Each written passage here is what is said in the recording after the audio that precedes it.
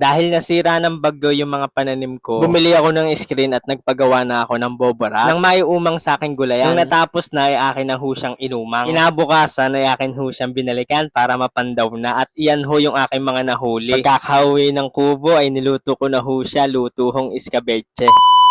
Bago ko ho puntahan yung pinagawa ko hong boborat, ayan, nagpunta muna ako sa patolahan ni Kuya. Nagmumuni-muni muna sa duyan. Pagkakadating ko, ayan, ginagawa na yung ating boborat. Si Ka Edgar yung naggagawa ng ating boborat. Meron na din siyang mga tapos gawin na boborat. Yan ho ay ginagamit namin sa panguhuli ng mga tilapia at iba pang isda. Diyan ho papasok yung isda, tapos paglalabas naman ho ay hindi na sila makakalabas kasi matutusok na ho sila ng wire. Smooth ho yung pagpasok, sa paglabas naman ho ay mahihirapan sila. Meron ho yung sariling pinto na lalabasan ng mga mahuhuling isda na papasok diyan sa loob. Boborat ho ang tawag din sa amin sa Lumban, Laguna. Ay sa inyong lugar ga mga katrops, ayan hong tawag sa inyo niyan. Ay iyo nga i-comment sa comment section kung ano hong tawag sa inyo niyan. Ilagay mo na din ho kung taga saan ka para alam ko ho kung saan hong lugar yung tawag na iyan. Aking nabiling screen ay coated na hong kulay green. Ang kagandahan sa ganyang screen ay hindi ka na ho magpipintura ng itim at magpapatuyo pa ng mga ilang araw. Yan, pagkakagawa ay pwede mo na ho siyang iumang. Yung mga magsasaka din sa amin mga katrops ay sadya talaga hong kasisipag, pagkatapos ho nila magsaka ay mangingisda na ho sila. Dahil sa mga bagyo at sa habagat ay nasira ho yung aming mga halaman. Sabayan mo pa ng pagtaas ng tubig lawa. Hindi lang basta pagtaas ay nai-stack pa yung mga tubig. Aabot ho ng 1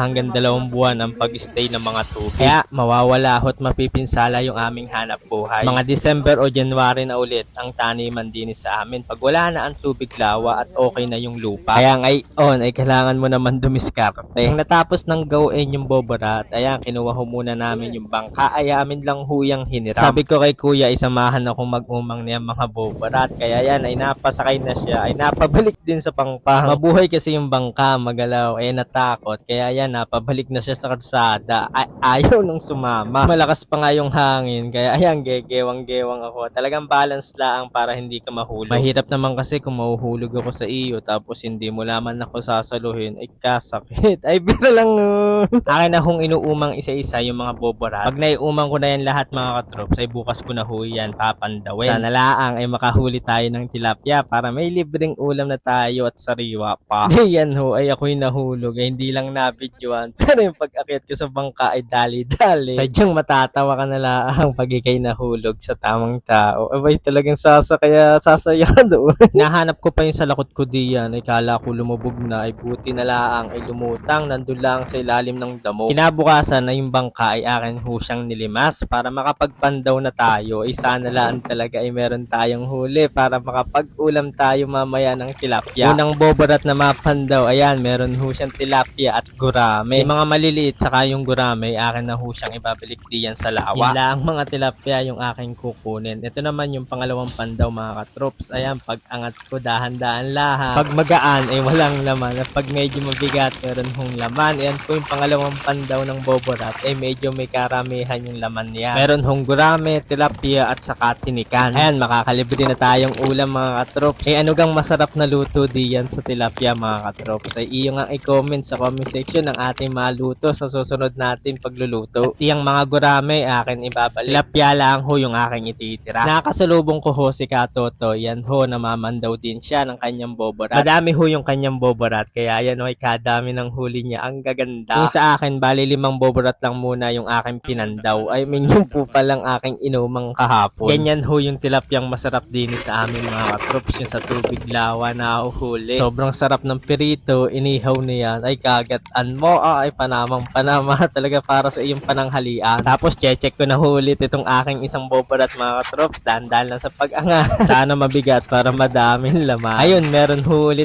mga katrops. Mapapadami na naman ang kain ko na rin. Sayang yung isang malaki mga katrops ay namumuti na. Nawalan na ng malay. Malay mo, maging tayo. Ay, bilang napandaw ko na yung aking mga boborat mga katrops. Lahat ho ay may mga huli. Ayan, tilapia at gurame, tinikan. Kabisan nakakasagwan, kakatikin. Ayan, pahinga muna bago umuwi. Bukas nga't pag ako'y nakapagpandaw dito, ay baka makapagdala ng kape. Kasarap magkape dito mga katrops. Dito ay pwede ka rin maligo. Doon sa may unahan ay hindi pwede hindi kasi maitim ang tubig. Dito ho ay malinaw, ay pwedeng paliguan. Ito yung namutino. Sa pagkakataba ng mga tilapia, tila pag-ibig mo ay akin lang. Ay baka lang Pag ganyan ay may huli ka, ay talagang nakakawala ng pagod. Sabayan mo pa nung aking pag-uwi ay kay makikita ko. Ay, pero lang. Yan, pauwi na ako mga katrops at akin nang iluluto yung aking huli. Pero magkakape muna ako.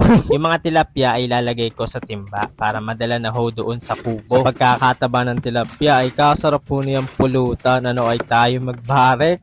Inihaw na tilapia, pulutan. Akin lang siya nilagay sa planggana dahil maya-maya ay lilinisan na ni Itay yan. Habang naglilinis si Itay, ako ho'y naliligo. Tapos pagkatapos ko maligo, ako naman ay magkakape. Nakaabang pa nga si Uno at yung mga pusa. Sabi ko'y mamaya ay pagkaluto. Nang malinis na ni Itay, ay agad niya na nilagyan ng asin ng maiperito na din. At dahil baha pa rin ho sa atin kubo mga katrop sa atin farm, ayan, dito muna ako magluluto. Naglagay lang ho ako ng langis sa talyasi at nung nag-aalapoy na, ayan, nilagay ko na yung tilapia. Iskabeche hong tilapia ang aking iluluto mga katrops. Kaya akin muna ang pinagpipirito yung mga tilapia ang aking nahuli sa lawa kanina. Nugasan ko lang yung talyasi, tapos naglagay ulit ako ng langis, tapos luya. Habang naggigisa, hindi ko napigilan pumapak ng tilapia. Ayan, isusunod ko naman na yung bawang. Tapos yung sibuyas na bilog ang hiwa. Ang okay na ho yung gisa, maglalagay naman ho ako ng madaming suka. Nilat ko na yung natirang suka ko. Tapos sunod naman ay ilalagay ko yung pangalawang gata ng niyog. Sunod yung gata na ho ng niyog. Maglalagay din ho ako ng patis, paminta at saka seasoning. At ang sunod ay asukal. Halu-haluin lang hanggang sa matunaw yung asukal para maiwasan ang pagbuo-buo ng asukal. Naubusan ng siling panigang kaya siling I love you ang akin inilagay. At nang luto na, ilalagay ko na yung pinirito kong tilapia kanina. Akin lamang kung pakukuluan na isa at luto na ho yan. Dinin na rin ho ako kakain sa balsa. Ay kasarap naman ho kasi talagang kumain diya. Kaya tara, kain ho tayo mga katrop. Ang ulam ko ho ngay untang halian ay iskabeching tilapia. Ay sadyang kasarap kong humigop ng sabaw na yan. Ay medyo mauubo-ubo ka lang gawa ng suka. Pero promise sa iyo ay sobrang sarap niyan. Ay kasarap din pumapak ng piritong tilapia. Ayan, at magkakainan na din ho kami. May kukunin lang ho si Naidian at si Itay ang kakain na din. Maraming salamat ho sa inyo mga katroops. Love love!